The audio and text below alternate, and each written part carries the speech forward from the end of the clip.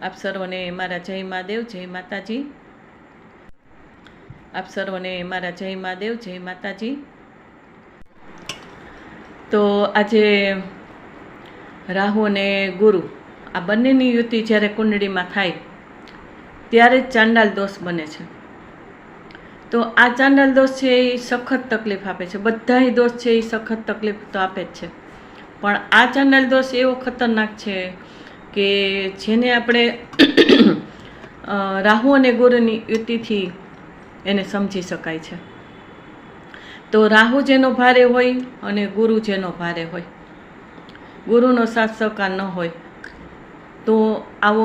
ચાંડાલ દોષ બને છે। અને એ ચાંડાલ દોષ બને ત્યારે શું કરે છે કે ખબર છે કે રાહુ જ્યારે જેમાં ભળે છે ત્યારે કાલસર્પ દોષ બને છે, અર્ધ કાલસર્પ દોષ। અને એ અર્ધ કાલસર્પ દોષ બને છે ત્યારે એ રાહુના પ્રભાવ શું હોય છે મેં આગળના વિડીયોમાં જણાવેલ છે, છતાંય ટૂંકમાં જણાવું છું, કારણ કે દરેક વિડીયો દરેકે ન જોયેલા હોય તો આ વિડીયોમાં જે વાત છે રાહુની અને ગુરુની એ વાત હું કરું છું। તો રાહુ ગ્રહ છે એ શું કરે છે કે ચડતી ને પડતી અચાનક ચડતી પડતી આપે છે, અને દરેક કાર્યમાં સારું પણ કરે છે અને ખરાબ પણ કરે છે, ઉપર ચડાવી દે છે, નીચે ઉતારે છે। આવી અનેક પ્રકારની રાહુના વિડીયો છે, એમાં તમે જોજો કે એના કારણે શું શું થાય છે। તો ચડતી પડતી થાય છે અને ખબર છે કે રાહુ છે એ કુંડળીમાં ક્યારે આવે કે જ્યારે કાલસર્પ દોષ એ લાગે ત્યારે નાગની હત્યા કરેલી હોય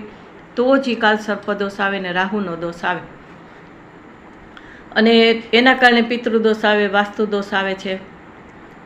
અને આ ચાંડાલ દોષ પણ એ રાહુના કારણે આવે છે કે જેથી કરીને આપણા ભાવને બગાડે છે, વિચારને બગાડે છે, સંસ્કારને બગાડે છે, અને કોઈ પણ આપણને સહયોગ મળતો હોય,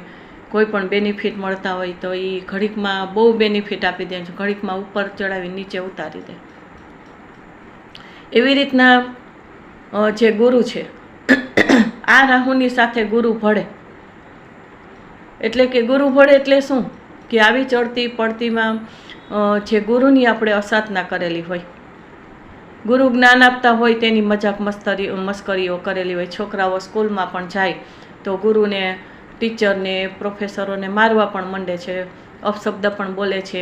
એને જ્યારે ભણાવતા હોય ત્યારે મજાક મસ્તી કરે છે, પોતે કરે ને બીજાને ચડાવીને બીજા છોકરાઓ આગળ કરાવે છે, આખી એક ટોળકી ઊભી થઈ જાય અને એ છોકરા એ ગ્રુપમાં ગુરુની અસાધના કરે। જ્ઞાન આપનાર કોઈ પણ વ્યક્તિ હોય એ આપણા ગુરુ કહેવાય, કોઈ પણ જાતનું જ્ઞાન આપેલું હોય,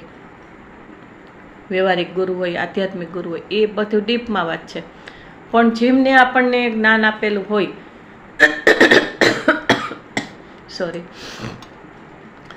જેણે આપણને કાંઈ પણ વસ્તુ શીખડાવેલી હોય, આપણને ન આવડતું હોય, એની સમજણ આપેલી હોય, એ ટેકનિક સમજાવેલી હોય, એ આપણા ગુરુ કહેવાય।